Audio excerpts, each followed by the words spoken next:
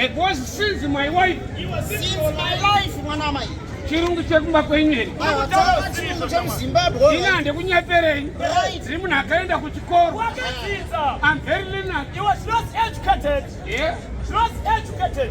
Chero ndadzidza. Matsotsi wakadzidza kupi? Aiwa indakadzamira makungwa pamini. Kupi kwacho? SA. South Africa. Kwete. Saudi Arabia. Kwete. Kupi kwacho? Suwage Academy. Wakadzidza nezveiko? Pamini kwakafundwa zvinhu zvakawanda. Yes. History. Makadzidza. Geography. Makadzidza. Maths. Zakadzidzwa. Mhando yetsvina. Ikoko. Saka kunodza kuti unoziva mhando yetsvina dzose. Ndoziva mhando tsano.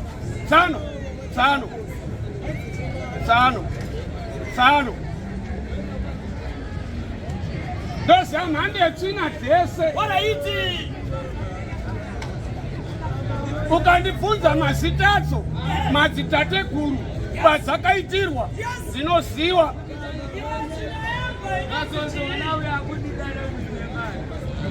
Ayo siyana naye ngomuti anopfeka hembe dzinenge dzamakapfeka. Ikozo kuba nezuro anyingo ndiri kuenda kumba tozorara mutango. Right mwana wamai? Yes. Handikunyepere. Unoziva mhando yetsvina dzose. Ndoziva mhando yetsvina dzese. Mazita adzo. Madzitateguru. Yes. Ainomi. Iyo tsvina yangu inonzi chii? Inonzi chiumburu. Saiwadaro. Imba ina oda inongoumburudza pese pese. Wayanoka. Jeje. Saiwadaro neha. Handiti nyoka yakareba. Tsvina oko. Daro chii. Mazozone. Chii.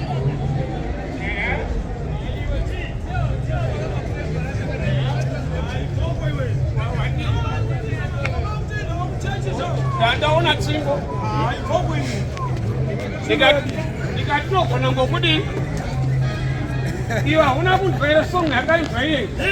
Kwakarohwa mondo. Kona kwakarohwa mondo. Saka ndandafunga kuti ayozokwatura isusu ipapa. Ndosaka ndatamhanya. Ichimba ndekunamatisa. Kwati? Yanonamata naye. Wow. Vanoshandisa uchechi kwavo. Hasiri yakavana. Aiwa ndizvozvo. Right mwana wamai? Ina handidi zvokunesana nevabereki. Vozi vabereki ndevedu. It's ours. Vozi mamanagers kana achidarika zvinhu zvakarongeka. Waona manje? Saka ngatibotamba one song. Samero ndi samero. Yawone samero. Samero ndi samero. Yawone samero. Engara.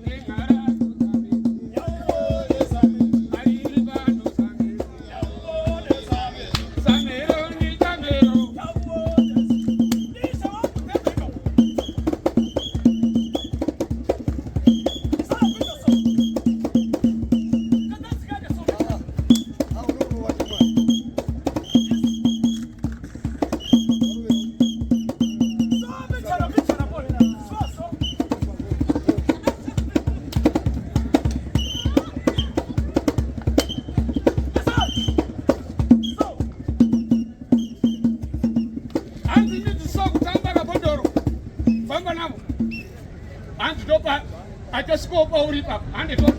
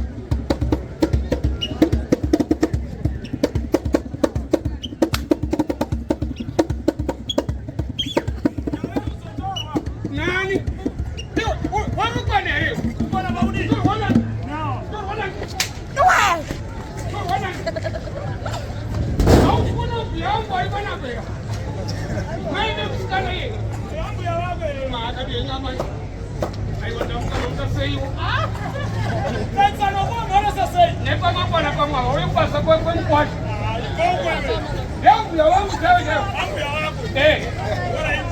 vanakurira muno muzimbabwe Wanakurira kupi. kuzatasa ganda rava risiri muno muzimbabwe Yana kupi. iri ganda iri horodewo Bora de isi no Zimbabwe.